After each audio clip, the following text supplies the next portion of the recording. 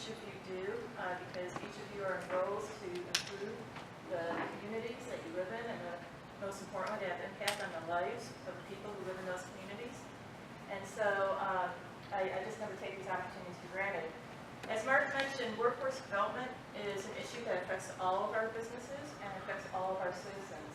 For me, workforce development is economic development at the most personal level, because we're talking about, in some way, whether it's large or small, helping people to reach their productive potential to contribute to the world around them. And so to me, this is where the rubber meets the road, if you will, with respect to workforce development. So I'm real excited to spend some time with you talking about this. And let me start with what I would call a call to action in terms of why workforce development has always been important. How many of you are on a workforce board, by the way? Okay, so some of you are, you've been dealing with some of these issues, you talk about these issues.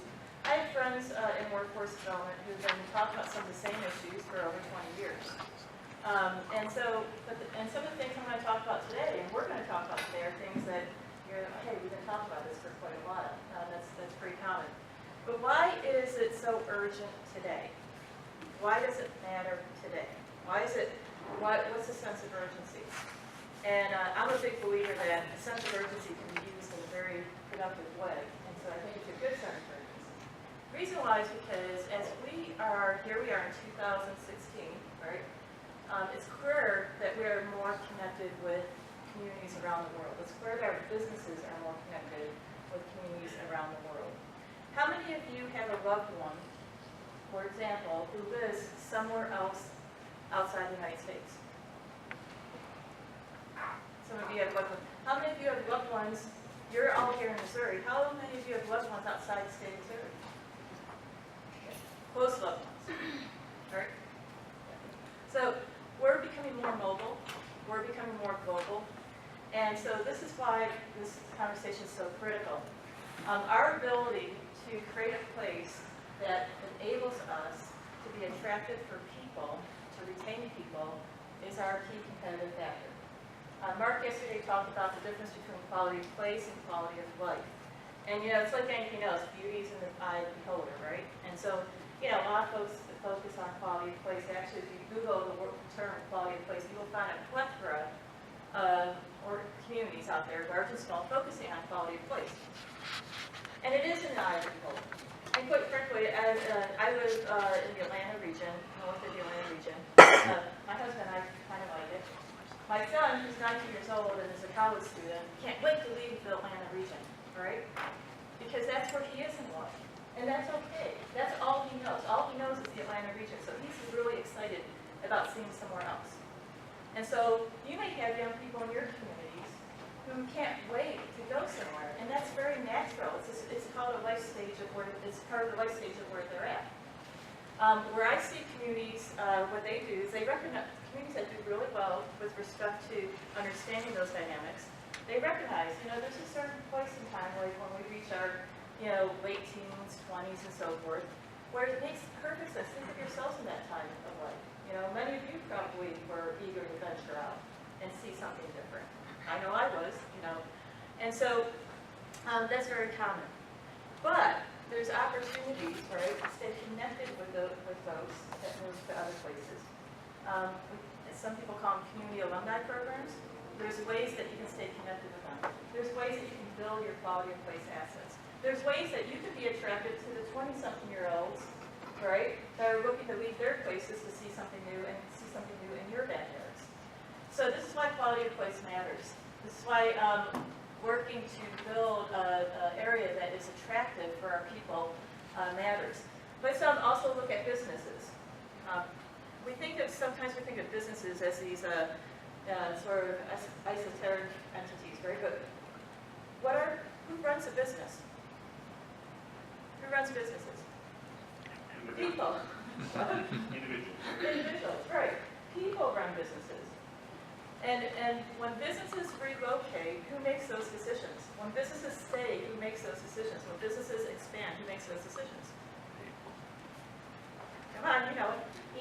People, right. People make those decisions. It's very personal, right? And they make those decisions based on quality of place considerations. So, call to action. Human capital, whether we're talking about business owners, our individual workers, our entrepreneurs, is a key asset. We're maximizing the potential to keep our people, whether it's attracting, retaining, or developing our people is our key competitive factor. We're talking about folks from infant to elderly.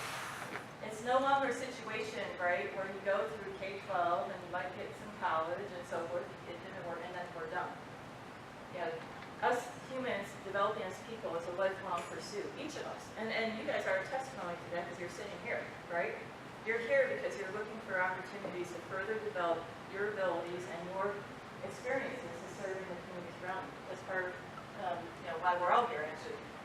Mark, Ron, Mallory, and I are here for that same reason, too, because we learn something every time we are here with folks like yourselves. We learn from your experiences, too. Workforce Matters. So this is an annual corporate survey that's done by Area Development Magazine, and for a number of years, availability of skilled workforce has ranked in the top 3. The most recent has it ranked as number 1 as a site selection factor. Now, this is not just a site selection factor with respect to attracting companies. This is also obviously a site selection factor for retaining and developing companies. So skilled labor is pretty important when you talk to business decision makers. The other thing that we should talk about, we talked about our increasing mobile and global workforce, but this always blows my mind. For the first time, I think, perhaps in history, because people are living longer, not in our history. I'm not talking about like thousands of years ago. I wasn't alive then, but for the first time, and at least what I can understand when I talk to generations before me, we have a workforce that's comprised of people in their 20s, 30s, 40s, 50s, all the way to their 80s in some cases, working side by side. Think about that. Think about the different life experiences somebody in their 20s has versus somebody in their 70s, and they're working side by side. Isn't that incredible? And so when we talk about our diversity, this is generational diversity. This is our workforce now. We're finding that, I actually have spent a fair amount of my time serving rural communities, and I've been in more than, I've been in more occasions than I care to remember, where I've actually had folks say, well, well-meaning folks with good intentions, with hearts for their children, say things to me, I didn't need a high school education, I was my son. He can make do, it didn't make a difference for me.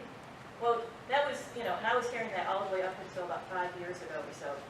Well, folks, it's not just a high school education anymore.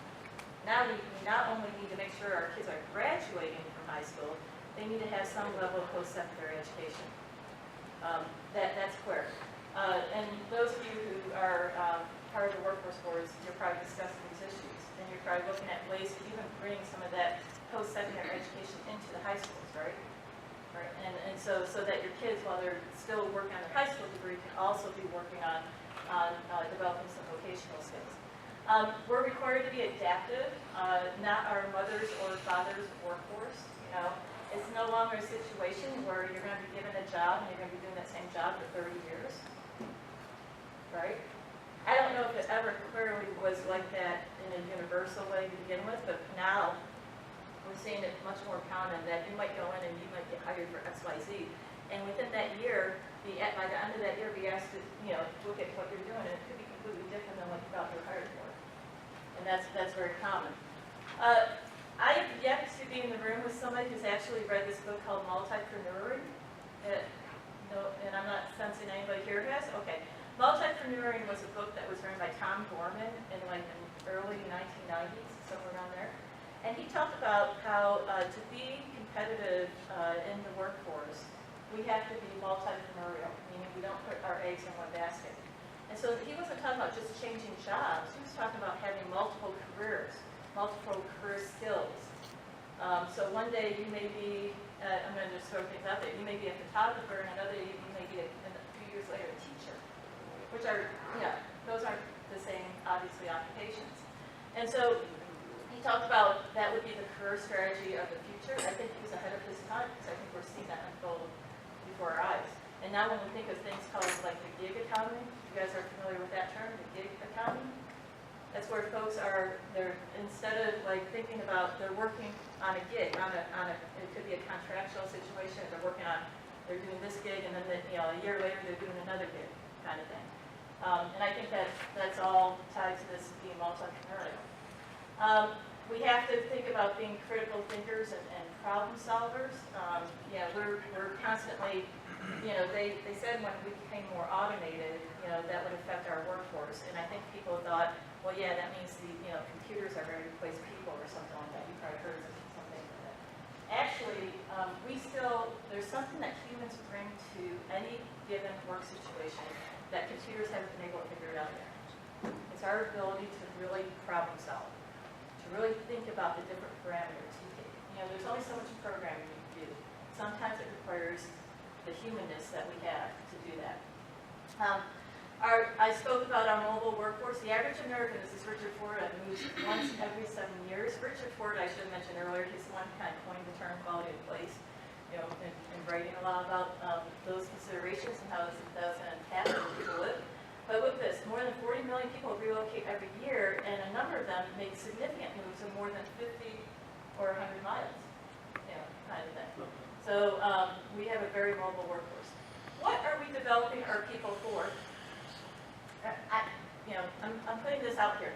Actually, I would argue that at times in our lives, we may be called for each of these roles. There may be times where we're going to be called to be the one that's going to lead people. We're lead people, invest in people, help them to reach their productive potential. There may be times where we're going to be called to come up with new ideas, be the inventor. Or maybe we're going to be applying the new ideas of others, be the innovator, right?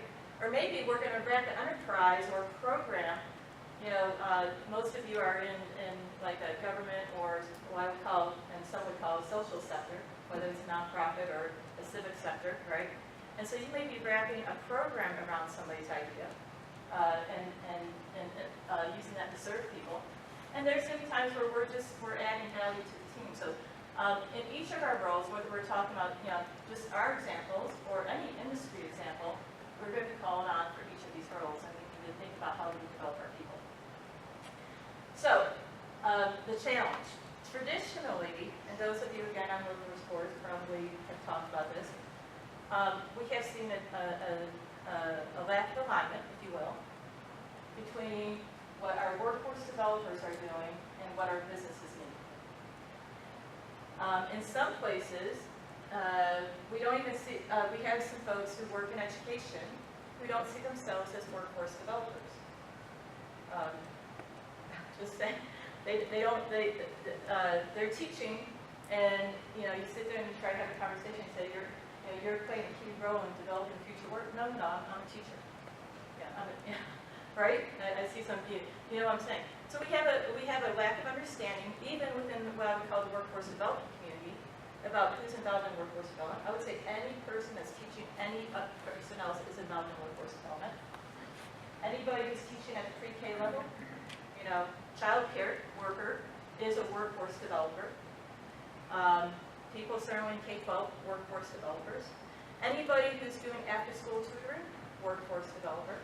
And certainly our community colleges and our nonprofit organizations and our universities and all these other entities that are out there to teach soft skills development, all that's workforce development as part of our community. But traditionally not aligned with what with the jobs that are being created. Big plastic bags and manager owners, so you just can't get people to want to work.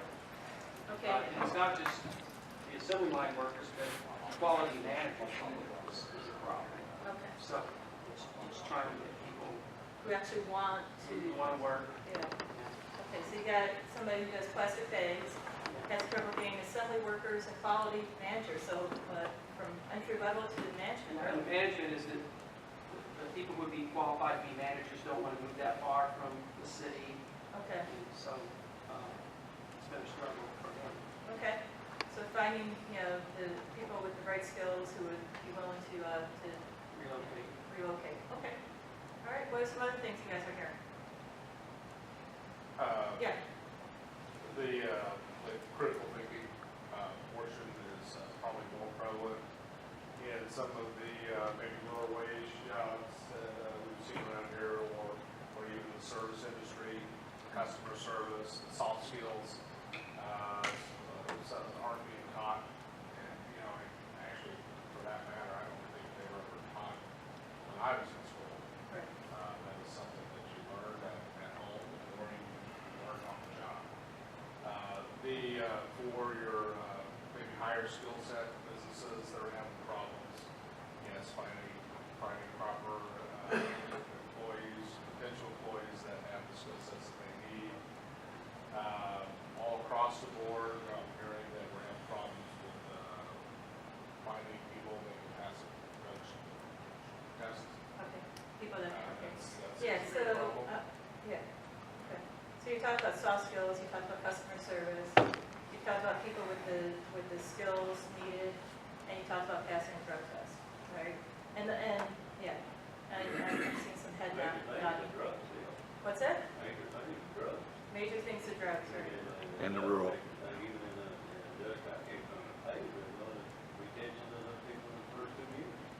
Retention of people after the first 2 years, okay? Yeah, yeah, so how to keep people after you've trained them and so forth, and, you know, they may move on to other things and whatnot, so. By the way, about the drug issue, what seems to be the drug issue is universal across the country. Yes. But I've noticed in some places, the type of drug is different in terms of, are you seeing anything in particular here? Meth, I think, is the major. Meth? Okay. Yeah, because, for example, I was serving in another rural area, in the sort of Tennessee area, and for them it was prescription medication. Yeah, that's a big year Is too. that it? Yeah. And then as the DEA has cracked down on that, and they turned to heroin. Yeah. Okay, yeah. So like when you get prescriptions and you don't use it all, and, you know, that type of thing. You don't tell me about that, I got sorry. What's that? You don't tell me about it, you have to get with it, as a codeine. Yeah, yeah. That No, kill you for it. Yeah. I mean, and if you're seeing it, just so you know, again, this is something that folks are dealing with across the country. Everything that you've mentioned, you know, the need for helping our folks have customer service in the service industries, the soft skills, the people finding people with the right skills for what our company, you know, we talked about the skills mismatch just a little while ago, and then finding people who can pass a drug-free test. Those are all, yeah. Anything else that's come up? Yeah. We have a unique situation. We have a couple of major manufacturers whose corporate headquarters are in other states. And it's harder to engage the local business because they have sort of a corporate mandate. So I don't know if anybody else faces that challenge, but it's been good for us. Okay. Okay. Another issue that I've seen, and I've talked with a lot of our businesses that are finding, and it goes along with the skill set, but finding middle management. Middle management, yeah. And I usually try to tell them, well, kind of your fault, you should be doing this training.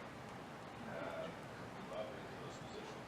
Well, about 4 or 5 years ago, I worked with a nonprofit college trying to figure out what the local industry needed. And they found out that, you know, manufacturing and so forth, frontline supervisor training was a real need. And so, you know, these folks they may have the skills to do the job, but then having to transition into a management role and being a manager, you know, and what does that take in terms of people skills and people management, team building, and, you know, leadership and all that. Anything else that you guys are hearing? In terms of challenges, either that you're hearing from your industry or that you're just seeing from the purview of what you do.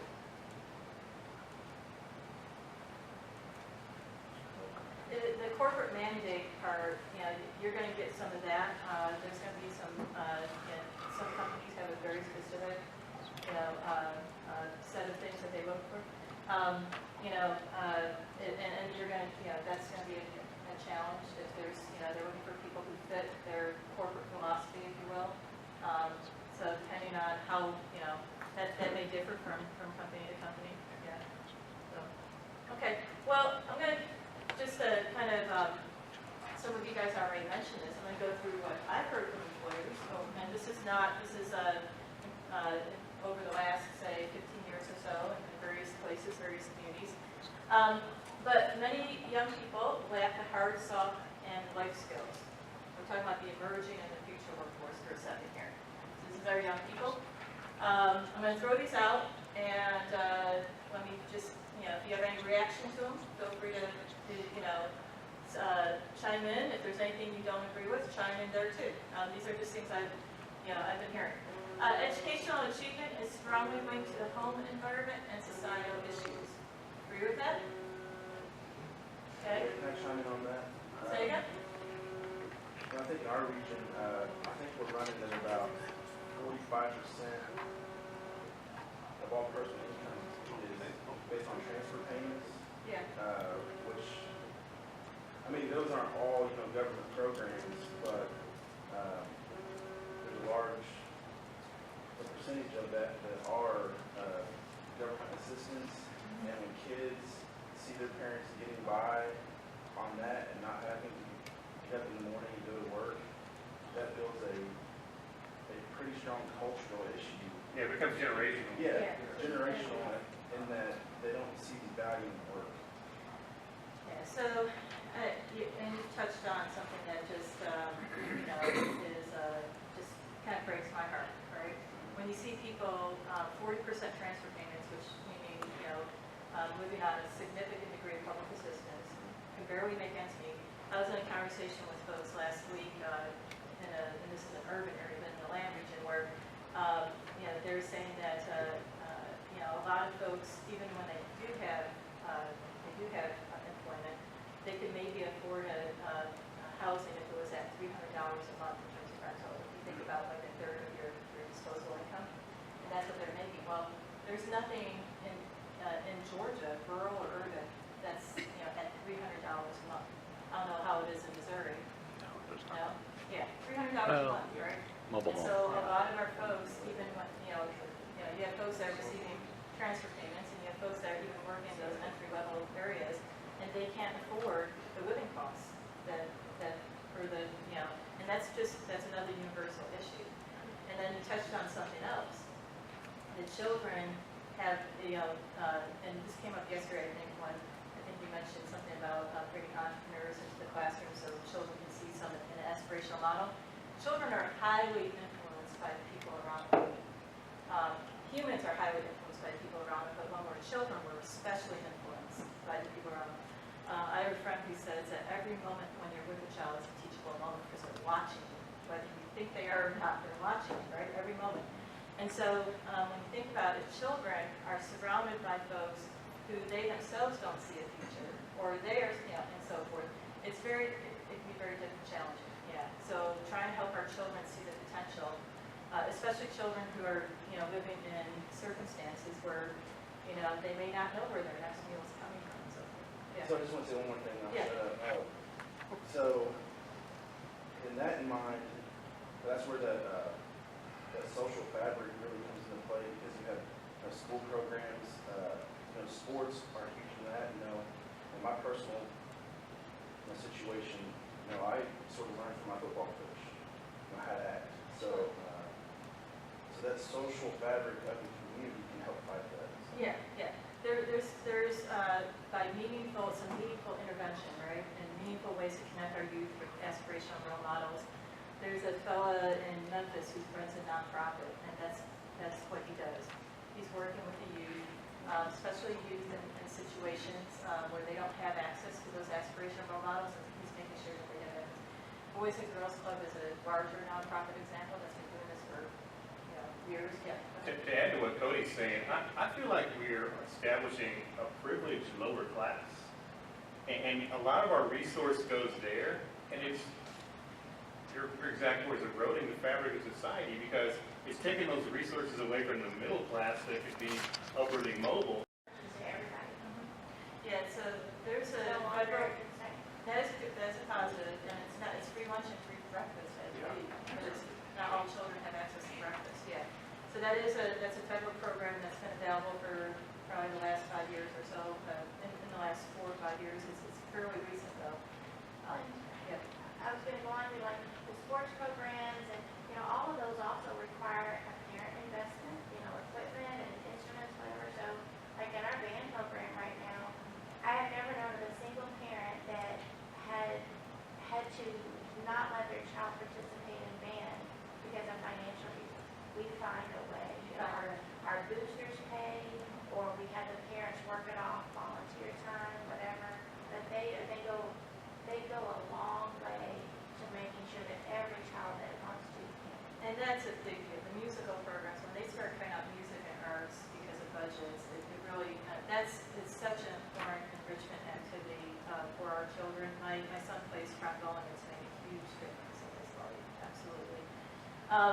We could obviously talk about any one of these points, you know, and I get the sense that you guys would be willing to, but we do need to move on a little bit. We kind of touched on this, but, you know, there are always possible interventions needed, so, you know, a little over 20 years ago, I guess it's even a little bit long now for me to think of it, because I've been saying a little over 20 years ago now for quite a while, but anyways, I did an internship with the New York State Child Care Council at the time, and they were supporting child care agencies across the state of New York. And one of the things that, you know, that in my internship that I had to kind of look into was the fact that child care workers were making the same amount of money as hamburger flippers, people who flip hamburgers at like at a restaurant. And I see some heads shaking their head, nodding yes, because guess what? Here we are in 2016, and we're not doing much better, folks. Not doing much better. Now, remember what I said earlier, everybody who touches a child helps. Say again? Are we doing any better? That's what I'm saying. I don't know we are. Anyone who touches a child is having an influence on who that child becomes and the adult that child's going to become. And so they are a workforce developer, right? And so here we are. And by the way, there's plenty of studies, we don't have time to go into this in terms of, but there's 20 studies that show that our most influential time in our lives in terms of who we develop as a person is from 0 to 5. You know, from birth to 5. Right? So, we're paying we're putting our children in child care situations, which most of us have had to because we work and all those kinds of things. That's not an indictment on those of us who've done it. But the folks who are, and you know, some of us are very fortunate to find very, you know, folks who, you know, despite the fact that they're not making a lot of money, are you know, great, you know, child care professionals helping our children. But the fact of the matter is that we're still paying them about the same amount you've been working, you know, and we're requiring education from them. You know, we're requiring them to meet certain standards. So we do need to kind of think about that. What about this? Today's youth have this is kind of going to what you're saying, have a sense of self-empowerment. Do you agree with? All right. And the millennials have a much different ethic than boomers. And it's hard for boomers who are in charge of millennials to get a name on that sometimes. Okay. Okay. Yeah, this goes back to our multi-generational workforce, right? Greater career counseling and coaching is needed to help see the real-life application of what we're learning. And then what about this access to technology can certainly help, but can also hinder? Do you agree with that? Yeah? Facebook is not the same as, you know, doing research on your research paper. Sure, yeah. Google this is not, Googling something doesn't mean that what you're finding is good research information, right? Yeah, Facebook and other things, yeah. So yeah, it can certainly, it can help as well, Senator. I know the school that my kids have gone to will not take Wikipedia as a reference. Because Wikipedia, you know, now you can, what I've always told my kids is go look at the sources and then, you know, and that kind of thing, so a legitimate source, that's fine. So we talked about the future workforce. Let's go to the existing workforce, and I always present the future first because some of the points I'd like to make here, many of our young people lack hard, soft, and life skills. Well, what our employers are saying is many of our adult workers are lacking hard, soft, and life skills. And so it's kind of one of those, sometimes the apple doesn't fall that far from the tree kind of thing. You talked about a drug-free workforce as a challenge. We've talked about our youth having a sense of fulfillment. Well, our employers are saying, they're seeing this among the adult workforce as well. Are you guys seeing any language and cultural barriers in this region? No? Not a lot. Okay. You know, we haven't had a large typical Hispanic workforce move into the area. Okay. Which I'm a little surprised because a lot of our jobs are a little lower paid. Yeah. Some of our faculties here are low wage wages. We have Yeah, seeing that. Okay. Okay. It differs. It depends on. I have been in regions where rural regions where they have seen some of that. Many workers are transportation poor. You see any of that where they don't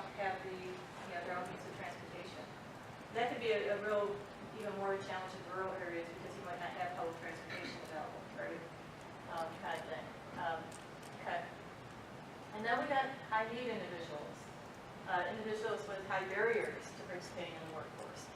And so you may have, your industries have changed. You may have displaced persons, if you will, with skill sets that are not needed, and they have to be retrained, and so forth. You may have workforce age persons, that haven't been in the workforce for a while and now are ready to re-enter the workforce. Stay-at-home moms are a good example of this, but there may be some others. We already talked about the socioeconomic disparities and not, the fact that, you may have grown up in a situation where, you just haven't had access to the things that would help you develop the skills that you need to develop. You may have some folks who have special needs in terms of disabilities. Veterans, we're seeing more, returning veterans, right? People with backgrounds. People who have had some background in terms of, have had, some time in prison or so forth. And then the underemployed, these are folks with master's degrees who, or, well-educated folks who may be in, positions that are not utilizing what they've been fully equipped to do, right?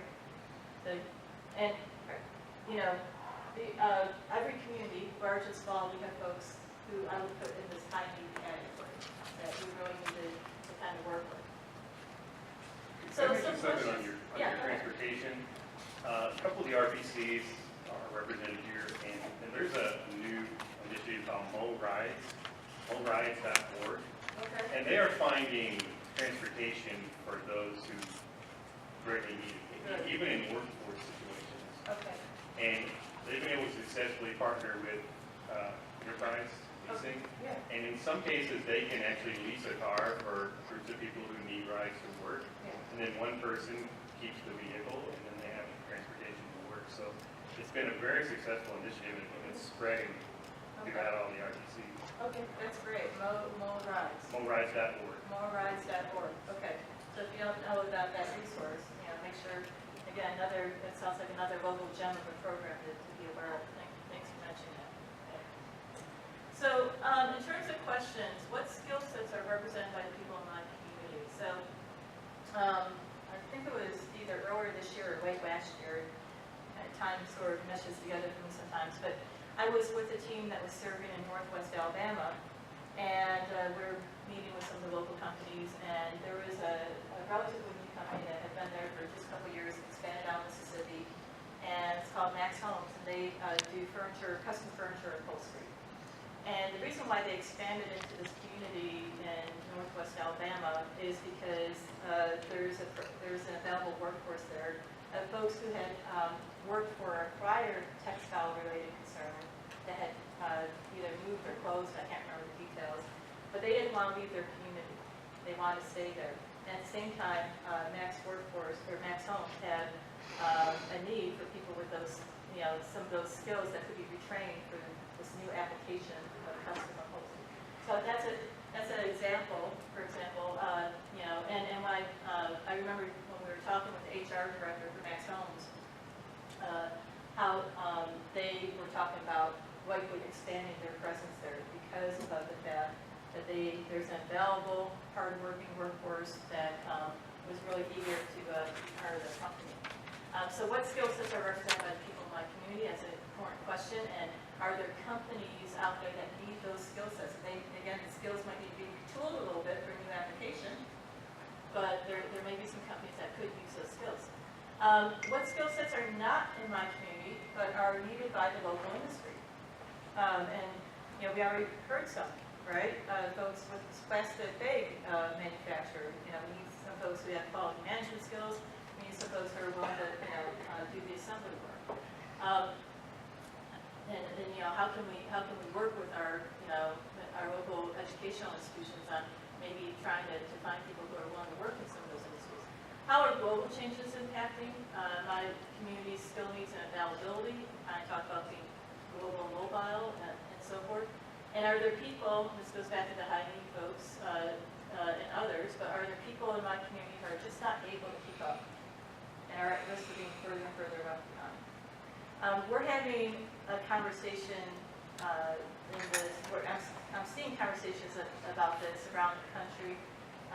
Through IEDC, the International Economic Development Council, there's a task force that's working on looking at how we can be more inclusive in our economic development efforts, ensure that the economic development, efforts can benefit people within the communities and sort of try to help people, so that they can be a beneficiary of the economic development activity happening in their communities and participate in the economy, so that people who wish to be able to be employed can be employed. And so that, there's all kinds of factors that need to be kind of considered in that. So it's not easy, no easy solution there, right? I mentioned this earlier, the 2015 federal policy environment. We're in 2016 now. This has been, this has been going on for about 2 years. It really was, 2014 is when the new WIOA was passed, and it really, we're now seeing, in 2015 and going forward, more of a job-driven model, where our approach to workforce policy has changed to take into the consideration what our businesses need to be able to stay, grow, and be competitive. And so workforce development programs must figure out a way to be that bridge between what individuals want and what businesses need. And so that's the balance. Some other things that this WIOA has called for is more regional partnerships. They would like to see more regional partnerships between those that are involved in training and educating and those who are serving businesses, and some more alignment, more data-driven strategies. So I think Ron talked to you about maybe looking at clusters yesterday. So there's more of an emphasis on how does the workforce development efforts tie into those clusters that are competitive for your region. The other is more attention to outcomes in terms of can you demonstrate, right? And the reason, these are federal dollars that go in through our disparity through the workforce boards. And so, can you demonstrate how that has had an impact? And so those are just off the top of my head, some things. Involvement in economic developers is encouraged, but it's not guaranteed. And it's up to both folks in economic development to kind of involve themselves, as well as folks with the workforce boards to involve the economic developers as well. Looking at this new WIOA environment, here is some data that makes sense to understand. And I think Ron covered some of this with you guys yesterday in the strategic planning session, so I'm not going to rehash it. I'm just sort of reminding you that there's some key data to kind of look at in terms of the industries you have, the demographics you have, looking at commuting patterns in terms of how big your labor shed may be. And here's a reminder of the clusters for Missouri. Now, it may be different for this part of Missouri, so right? So you got to kind of understand which of these make fit for this part of Missouri. Demand-driven workforce development as opposed to supply-driven. Demand-driven workforce development, what our businesses need. And this is where it becomes kind of hard sometimes, but there's some good data out there, sources. Have you guys heard of Burning Glass? Burning Glass is a good data source that's sometimes available through your universities or your utilities or some entities like that. And then MC is another one, MC data, which is occupational forecasting. But there's also just some good data through your State Department of Labor. That's free data that's available to really kind of look at future occupational needs, if you will. What's really interesting is workforce developers deal with that data all the time, and I think as business developers, economic developers, we need to become more versed in some of these data sources to inform our efforts. The labor force data, I should say. Sector strategies. Once you know what your sectors are, and name a sector in this region. What's an example of an industry sector that you see in this region? Electronic component manufacturing. Electronic? Okay. Electronic product manufacturing? Okay. About how many firms would you say you have in electronic product manufacturing? Just ballpark. Within the the WIBS area, which goes all the way over to the top of Bluff, probably about, what I would say, medium-sized companies, probably about 25. 35? Okay. So an example of a sector strategy is to bring folks from those 35 companies in electronic products manufacturing together to kind of talk about what their common, to share what their needs are for their industry. And so bringing the electronic products manufacturers, you have 35 of them, even if you can get a dozen of them together, right? To kind of talk about what are their common needs, and are there specific types of training that is very specific to their industry. And then making sure that the community colleges and the other educators are at the table to hear that. And to talk about, okay, this is what we can do to work with your company and so forth. That's a key bridging role that each of you can play in your various roles in your communities. And so if you know who those 35 electronic products manufacturers are, the idea of bringing them together to talk about what their needs are and connecting them with the workforce developers, that's a great role for folks in an economic development related role to play. We talked about demand driven. I want to speak a little bit about incumbent training. So this is another issue that's near and dear to my heart. I kind of put this in the basket of like professional development, if you will. And that's helping the people that are currently working in our companies to continually upgrade so that they can continue to be able to serve in their companies, if you will. And I think sometimes, sometimes we don't spend enough time thinking about how can we help the people within our companies continue to upgrade so they can stay employed in that company and so forth. We certainly, I have two friends earlier this year who, I'm not going to say the company, but they've been serving with the company for more than 25 years, both of them, respectively, and there's a big layoff. And the company laid off folks who, and part of the reason was, well, our workforce needs are changing. So these two individuals were laid off after 25 years, right? And so, and so I just think we need to figure out a way, had they been continually developed, maybe, as their workforce needs were changing for the company. And every company, by the way, they have to make those decisions, the work, not depending on the company. But here's the situation, you got two individuals who's, obviously it's not just costing them, but their families, after 25 years, after 25 years. And so, I think on the earlier slide, I mentioned that our future generation may seem less loyal. And so, that goes, kind of is a two-way street. Because if the parent has lost their job after 25 years and is feeling the pain, who else is feeling that pain? Right? So incumbent training, again, I think we need to kind of work with our companies on providing them resources that can help them do that. And then a better integration, again, of workforce and economic development activities. So here's I'm going to go into some strategies now. This is a really cool site called findyourcalling.com. And a lot of our young people just say things like, I have no idea what I want to do when I, and some of them even go to college, not sure what they want to do, kind of thing.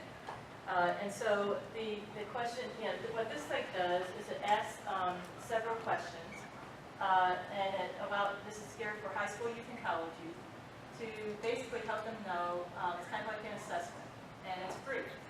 And so they go to findyourcalling.com and they ask her some questions, and it comes up with some particular types of jobs that might be of interest to them that are actually needed in the workforce by businesses, and then it points them to the kinds of training and preparation they would need to be able to qualify for those jobs. So it's a really cool tool.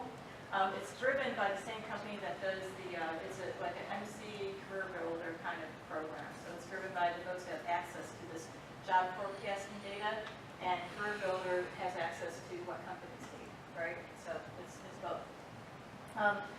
This is another strategy is how we address equity, and this again gets into how can we be more inclusive in our economic development efforts.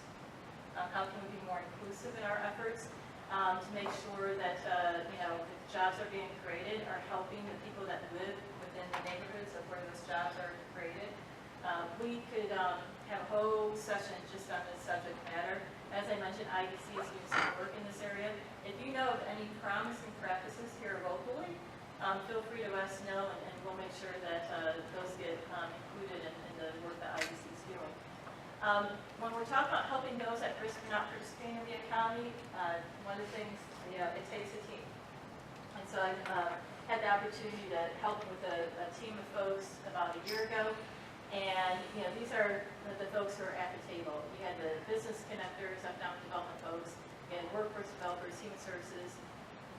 These are folks, a lot of times people who are at risk for not participating in the economy, there's a whole host of things going on in that person's life. And so providing support to that person, making sure they have access to the human services that they need. Employment specialists working with the individuals to help them, figure out what they may want to do and how that fits with what businesses need. Of course, having employers at the table, and then the mission for funders, of course, helps. And so it takes a team. So I'm going to run through just a couple community success stories in the balance of our time. Okay. So this is Louisville, Kentucky. This is was initiated under the mayor there. It's actually this is a national model. A lot of national funders point to this as a success story. Folks in the workforce development.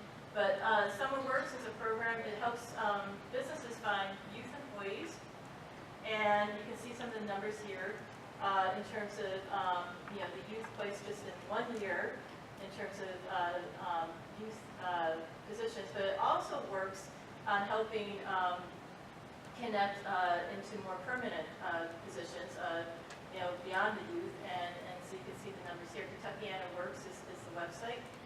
This has come up actually when I'm helping with different workforce development initiatives in the last 3 years.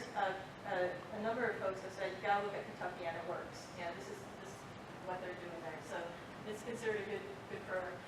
LaGrange, Georgia, this is actually a program that I have familiarity with. But this is where the mayor and the county executive teamed up, and they really got involved in helping and working on developing this program. It was actually their vision. And what had happened was they were seeing some economic development happen, which was a good thing, but they wanted to make sure, what I said earlier, that the economic development that was happening was benefiting their local residents. They didn't want to see jobs being created, people moving from somewhere else to fill those jobs. They wanted to make sure. And so they had sort of an 800-pound gorilla development happening, but what they found is that once they got into it, that they had a number of other companies that benefited from this program.